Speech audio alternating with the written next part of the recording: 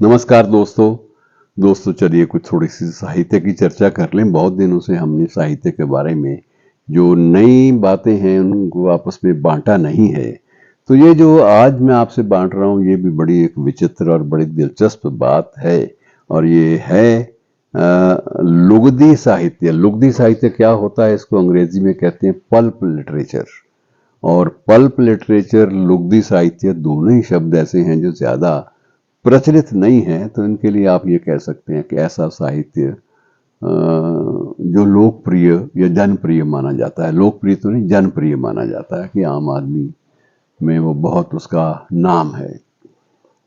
और इस पर चर्चा इसलिए जरूरी हो गई है कि गोरखपुर विश्वविद्यालय ने अपने कुछ एक पाठ्यक्रमों में, यद्यपि वो पाठ्यक्रम अनिवार्य विषयों में नहीं आते, लेकिन उन्होंने अपने कुछ एक पाठ्यक्रमों में जो अनिवार्य नहीं है, ऐच्छिक हैं, ऑप्शनल हैं, उनमें गुलशन नंदा और ये सुरेंद्र मोहन पाठक और ये ओम प्रकाश शर्मा ऐसे कुछ लेखकों को भी शामिल किया है। और उनके अपने तर्क हैं। उनके अपने तर्क ये हैं कि ये लोकप्रिय हैं, जनप्रिय हैं, और हर इनके कृति की जो प्रकाशन संख्या है, मुद्रण संख्या कह लीजिए, प्रिंटिंग की जो प्रिंट आउटर है, वो कभी भी 1 लाख से कम होता नहीं है। और कुछ मामलों में तो 5-5 लाख तक कुछ एक उपन्यास ओम प्रकाश शर्मा के, पाठक के बिके हैं। इसी अंदाज से उन्होंने इसको प्रस्तुत किया। लेकिन उसके बाद तो ये बहस छिड़ गई कि ये अब इन उपन्यासों में आप साहित्य को समाज का दर्पण मानते हैं, तो इसमें कौन से समाज की परिकल्पना आप करेंगे? वो तो बिल्कुल सतही किस्म के रूमानी उपन्यास होते हैं या जासूसी उपन्यास होते हैं, जिनसे आम आदमी की जिंदगी या सेंसिटिविटीज या संवेदनशीलता, उससे कुछ लेना देना नहीं है। तो इसे आप पाठ्यक्रम में शामिल करके एक बड़ा अजीब एक विवाद खड़ा कर रहे हैं। तो इस पर बहस अभी जारी है, चल रही है। लेकिन इसे बीच में कुछ एक बातें भी सामने आई, तथ्य मैं जो आपसे बांटना चाहता हूँ विशेष रूप से, कि एक बार गुलशन नंदा स्वयं रामधारी सिंह दिनकर जी के पास चले गए थे कि श्रीमान जी, आपने भी इतना कुछ लिखा है और आपका लोग सम्मान करते हैं, आपको राज्यसभा की सदस्यता भी 2 बार दी गई है, आपको राष्ट्र कवि भी घोषित किया गया है, और न जाने क्या क्या। और लेकिन मैंने आपसे कहीं ज्यादा लिखा है और मेरा साहित्य बिका भी आपसे ज्यादा है। लेकिन ऐसा क्यों है कि हमारे साहित्य को, हमारी लिखी हुई कृतियों को आप साहित्यकार लोग साहित्य के खाते में दर्ज ही नहीं होने देना चाहते? तो दिनकर जी ने कहा कि आप उठ सकते हैं मेरे सामने से। तो उसने कहा, क्या बात, आपको अच्छा नहीं लगा? तो कहने लगा, आप फौरन मेरे दरवाजे से निकल जाइए, वरना मुझे किसी शख्स को बुलाकर आपको यहाँ से निकालना पड़ेगा। मैं ऐसे लोगों को सहन नहीं कर सकता लेखन की दुनिया में, जो लेखन की मर्यादाओं का ही सम्मान न करते हो। खैर, गुलशन नंदा सिर झुकाए हुए वहां से निकल गए। और बाद में ये कहा जाता है कि बाद में वो किसी और लेखक के पास गए, तो वहां भी यही सवाल।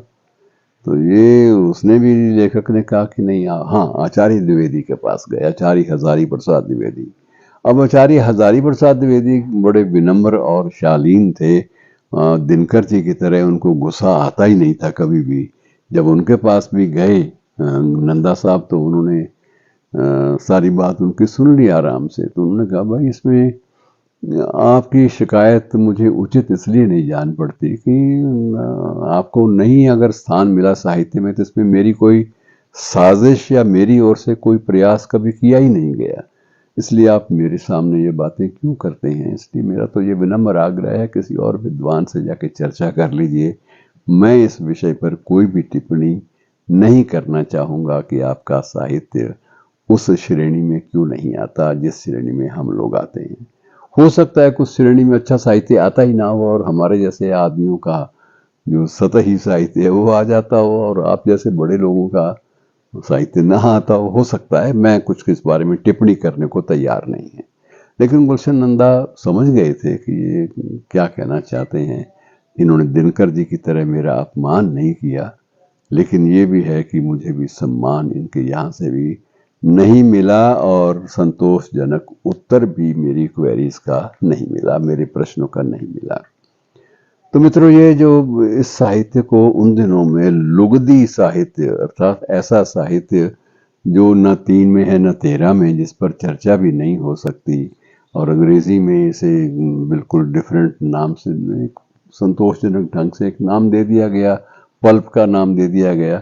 तो छिलका साहित्य भी आप कह सकते हैं, और जिसमें कोई जिंदगी या जीवन से जुड़ी हुई कोई संवेदना जिसमें व्यक्त नहीं होती, तो ऐसे साहित्य की बात चलने लगी।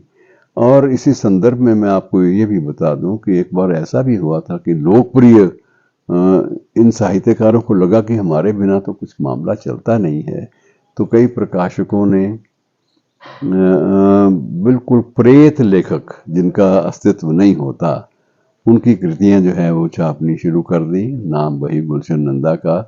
और सिर्फ इतना ही उन्होंने किया कि एक अखबार में ये छपवा दिया कि मैंने अपना नाम रामलाल से बदलकर गुलशन नंदा कर लिया है, और इस बात का वो जो अदालत में मैंने वो हलफनामा दे दिया है। तो सारी जो औपचारिकताएं थी नाम परिवर्तन की, वो उन्होंने पूरी कर ली थी।